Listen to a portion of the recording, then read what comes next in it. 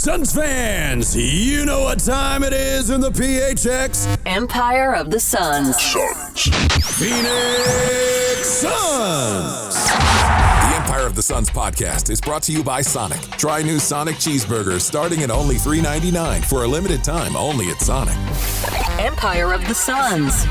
With the Sonic 2 for $7 deal, you get 2 iconic menu items for only $7. Choose from the foot-long quarter-pound chili cheese coney, the juicy Sonic cheeseburger, or crispy chicken sandwich. Any 2 items, any combination. You can even double up for a limited time only at Sonic. Hello there, and welcome to the Empire of the Suns podcast. My name is Kellen Olson, joined, as always, by Kevin Zimmerman. Hello, Kevin. Hi. How about that basketball team? Which one? Yeah, I know. Yeah. Good win for the Cats last night. Yeah, that's Pretty actually good. the one that was. But this is a Suns podcast, so how about that basketball team? Okay. Yeah, we'll talk about that basketball team. The Suns are 14-13 as we're recording this. They play on Friday against Sacramento. They have a Christmas matchup against the Mavericks, but the Suns are in a funk right now, to say the least. Perhaps I was a bit biased by the 4 games that I saw in person after missing a couple live, but seeing the team live, it really brought home what's wrong with them right now. And the thing that I have been saying in multiple places, writing places, saying on our airwaves, is that this is the type of discussion or the discussion that spawns from this type of funk is what's wrong with the team, what do they need to fix, what do they need to add to deadline, what did they screw up over the offseason, should they have even traded for Bradley Beal? Like all of those, I don't want to say people, but all of those types of conversations just kind of come out of the ground. And sometimes when a team is in a funk and sometimes when a team isn't playing well 27 games into the year, those conversations are valid. These aren't even valid yet, in my opinion, because we haven't even gotten to the point where you can tell really how much those things are wrong. Would it help this team if their bench was awesome? Of course it would. Would it help them if they had a top 10 center in the league? Of course it would. Would it help if, to your point and what you wrote about on the site yesterday, if you watched the team, you had a clear idea of what their identity was and things like that? Sure. But the main problem that they have right now is just cohesion, continuity, chemistry. This is not an excuse by any means. I've been torching them for the past week pretty much. But it's just been a big issue with them in all of these very small, basic ABC 1, 2, 3. Not to say these things are basic and easy to fix by any means, but look at all their problems. Fourth quarter execution. That's just playing well as a team together. Rebounding, which some people will tell you, and I always disagree with this, that it comes down to size most of the time. Don't think it comes down to size. I think it does a bit. It's one of the factors in it. I'll always say that it's a pie chart and there's breaks out there, but most of it is just effort, team stuff. You watch that Portland loss. How many times were those offensive rebounds just not someone boxing out or not someone paying attention and being actively engaged in the possession until it was over? Turnovers, especially with the turnovers that they're committing, they're just on the wrong page all the time, and that goes to defensive breakdowns and their overall defense together. They just don't seem connected. They're never on the same page, it seems like, for more than a quarter at a time. And all of these problems are just at the very beginning of where you grow as a team. So it's become a different type of thing for me, Kevin, and let me know if you agree, where they're becoming even harder to evaluate now, because before it was like, I don't know how to evaluate this team because they're not healthy. I don't know how to evaluate this team right now because they can't play together. The Portland game was mystifying. They come out in the first quarter, they play fast, they're running off misses, they're playing connected defense, they're getting their defense to lead to their offense. They come in the third quarter, watch the first 10 offensive possessions. They're walking, jogging the ball up, even off of misses. They're not really running much action for some reason.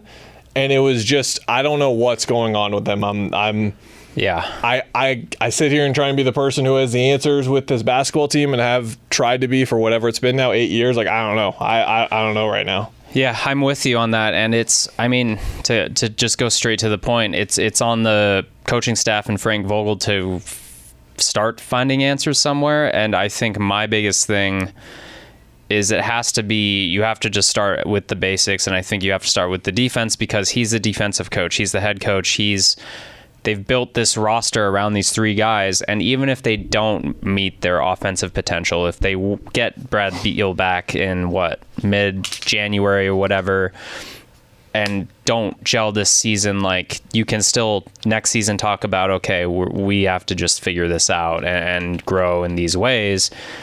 But if they're not playing defense, to me, they're not going anywhere in the playoffs. And look, any stat you look at right now, pretty much other than pace, I think they're third slowest team in the league. But every other stat is like middle of the NBA. And what's hard to take out of that is until you start breaking it down by quarter or situationally or being more specific, they're middle rung because they're so inconsistent. If you're 17th in defensive rating, which they are right now, and you account for that third quarter in Portland, and you count for all the other terrible 12-minute periods, and you get rid of those bad periods, they might be top 10 in defense. I actually don't know. But the fact that those quarters, every 4 or whatever, or every 5 quarters that are just terrible exist, just drags everything else down. And the inconsistencies are where I don't understand it, because, look, they did rattle off, 7 games in a row? Like, they've showed they can at least compete. You have Devin Booker and Kevin Durant for now, and you should be good. But yeah, it's on the coaching staff, and when it's not even effort right now. It's when you get killed multiple times in the Lakers game, Dinwiddie hitting the 3 in the Nets game, Kings game probably, like, even in close games when there's just simple breakdowns on switches where it's either lack of communication or not knowing coverages, that's either accountability or on the coaches not telling them what they should be doing clearly enough to make it so it's second nature. So all that being said, it's you got to start somewhere, and for me, it's just you guys need to figure out how to play together defense. Just start there. Maybe we can start evaluating you, but it's concerning because not only is this team injured or whatever, but we're a quarter way through the season, and they've made the opposite of progress when you get down to, okay, establishing our fundamentals, what we're good at.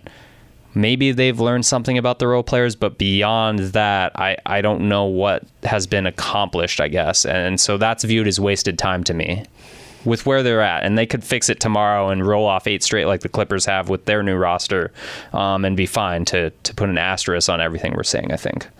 Yeah, and with where they're at, I think it's been a fun tagline to say they're 10th in the Western Conference. They're 3 games out of 4th. They're 4 games out of 2nd. Like, I don't care about the standings, to be honest, because the West is actually shaped up really nicely for them. The Spurs suck. The Blazers suck. The Grizzlies suck. Jaws back, we'll see. They'll probably flip spots with the Warriors. I'm guessing the Warriors and Grizzlies will be somewhere around 500 basketball teams. The Jazz stink. The Rockets, we'll wait and see. They're around 13 and 12. They're trending towards a little bit below 500 right now. The Lakers are like the Suns in terms of their record, at least, where they're seeming to figure stuff out right now. And then you've got the Pelicans, Mavericks, Kings, Clippers, Nuggets, Thunder, Timberwolves. I think the majority of those teams are a wait and see. I think the Clippers are, as they're healthy right now, at least, are establishing themselves as they're going to be a really good regular season team at the very least. Denver obviously is going to be at the top. Minnesota appears to have earned that certification right now. They're 20 and 6. I think OKC is there too. So you're talking about 2 teams or 2 spots essentially where you got the Kings, Mavericks, Pelicans, Lakers, and the Suns, and they're like not losing a ton of ground on that race right now. So I think that kind of stuff and that specific conversation of like the playoff spot and all that stuff the record's fine. Yeah, it's just more about time and how much they have left. I think that they are nearly done with the experimental phase of their roster now. They just have to play guys together and go with continuity. The lineup stats have been going around, like the Gordon, Allen, and the other 3 guys lineup has been doing really, really well. It might just be time to start that and just go for offense at this point. I still think you do need a Nasir Little. You do need a Josh Okogie for the postseason, and you need someone like that around in the rotation prominently. So I think starting them at this point still makes sense until Beal gets back for that other spot, and bringing Gordon off the bench because that's the role that he's going to play at the end of the day. But you need to nail down who your 8 or 9 guys are right now. I think that Yuta needs to keep getting opportunities specifically. I think that he's someone who needs to come back in the rotation because those lineups at the end of the first quarter, start of the second quarter, and the lack of spacing around those lineups is really problematic. Now, I understand he hasn't hit shots that much this year, but I think he needs at least one more opportunity before he's done. But that's really the only guy in the rotation where I'll call for him to get another shot. You've got the main 6 guys, which are the big 3, Nurkic, Allen, Gordon. And then after that, you've got 3 spots, basically. You've got the backup 5, which I think at this point, it needs to be either Metu or Eubanks. I don't think you can play them both. We'll see who it is exactly. It's probably going to be Eubanks still. We'll just say the backup 5. That's 7 spots. I think Goodwin has earned that 8th spot. Yeah. Absolutely. So then you've got Little. So then you've got Okogie. And we'll kind of wait and Yuta. And we'll kind of wait and see on that spot specifically. But you've got your 8 guys right there. Those 8 guys need to be playing nearly every night. And for now, with the injuries and stuff, getting Metu in there and Eubanks in there, it doesn't make sense to just like cut one of them off entirely right now, but switching between those guys, giving them opportunities. But as far as those 6, 7, 8 right there in the lineup specifically, we're at the point now where you need to just stick to something. And we are the same people who were really, really vocal about experimentation and them using different guys and getting in there.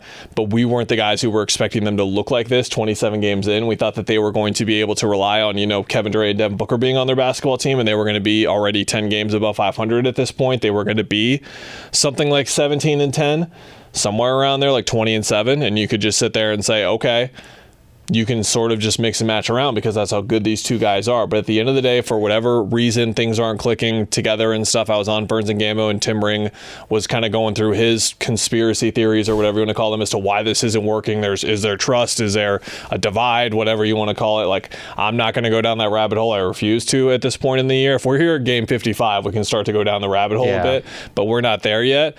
But as of right now, it's just not working, and it's not leading to wins, and it's not leading to... Durant and Booker needed to play 38 minutes in that Portland game, too. That's the other thing. Like, they had to play a lot. So it's been problematic so far. There's still plenty of time, but it's just the concern meter. We talked about, like, how concerned are we, not concerned. It's concerning now. Yeah. Their overall level of play has been concerning, to say the least, and... I think the most concerning part for me is they haven't taken advantage of this schedule yet. And when I go through their entire schedule, we run through this. The opening night win over Golden State, I don't really count that as an impressive win. You've got Utah, Detroit, Chicago in overtime, Minnesota by 18 at home. You scored 133 in mid-November. Sure, we'll take that. Back-to-back wins against Utah, no.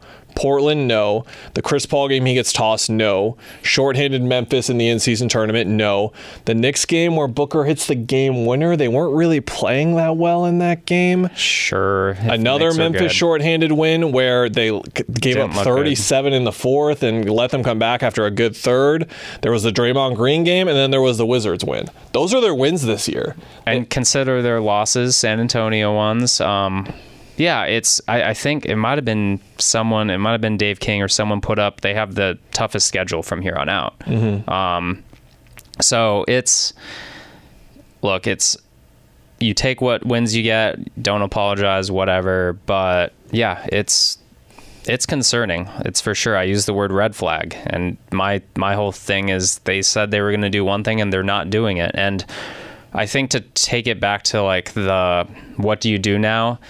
Your point about, yes, you need to lock down a rotation of 8 and 9 guys, maybe 9 right now, and get consistency, at least in terms of the rotation, just so maybe that just fixes it. Like, just getting the guys you trust. I think it's time to use the bench. I told Wolf and Luke this.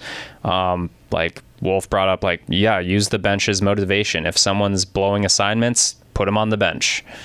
Maybe don't play them in the rotation, but they need to get a little consistency somewhere, and that's why I think it was tough when you looked at Frank Vogel being open to moving all these pieces around to get to know them, because obviously Monty Williams operated on consistency, and building that, and they're just not consistent in any form, so any little thing that you can do to help that possibly will help.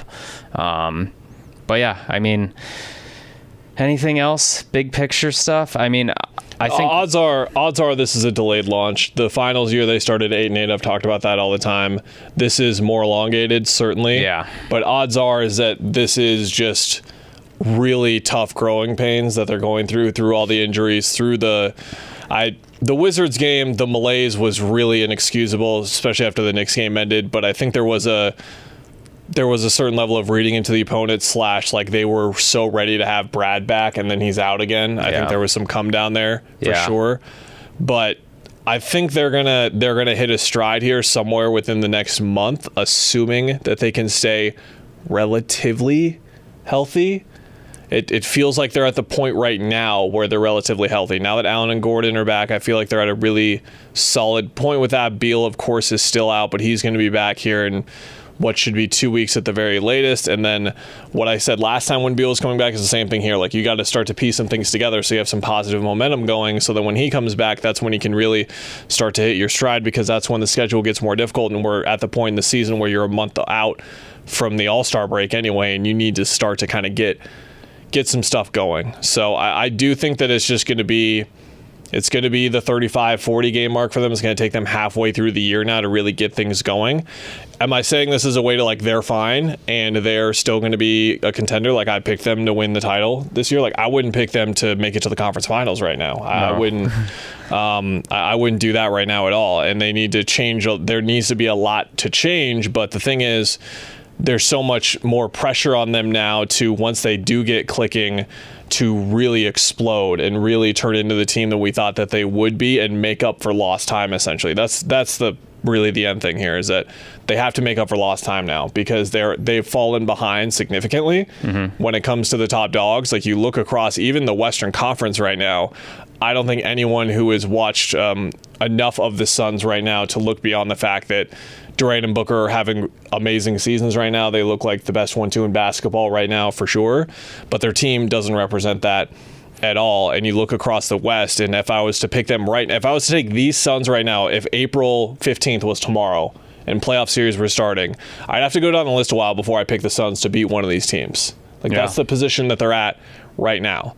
Like, I don't think they could beat Minnesota. I don't think they could beat Denver. I don't think they could beat the Clippers right now. I don't think they could beat the Kings, the Mavericks, the Lakers. I don't think they could. They're in a really rough spot right now, and it's going to get much better. But when does it get much better? If we're having wow, look at them go. This is a team we were talking about. If we're having that talk in March, they're going to have slim to no chance. It would need to be not a miracle, but things would need to come together in a way we haven't seen really before. In April and May. So they need to get going right now. I agree with that. Are we going to record before Christmas, or? Don't think so. Yeah, everyone. The basketball team might have struggles, but we hope you have a great holiday season. We'll be back probably sometime end of next week. Yeah, somewhere around there. Next week's weird. Dallas, Houston, Charlotte, Orlando.